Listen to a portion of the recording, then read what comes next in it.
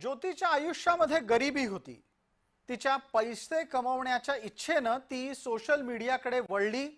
कमीत कमी मेहनत करून भरपूर पैसे कमवण्याची तिची इच्छा कधीच लपून राहिली नाही। आणि म्हणूनच कशासाठी तर पैशासाठी असं म्हणावं लागेल। दुभंगलेलं कुटुंब, घरची गरिबी, वडिलांची तुटपुंजी कमाई हे सगळं ज्योतीला नको होतं।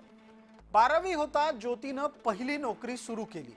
त्यावेळेला ज्योतीनं एका कोचिंग क्लासमध्ये हिसार इथं रिसेप्शनिस्टची नोकरी करणं पसंत केलं।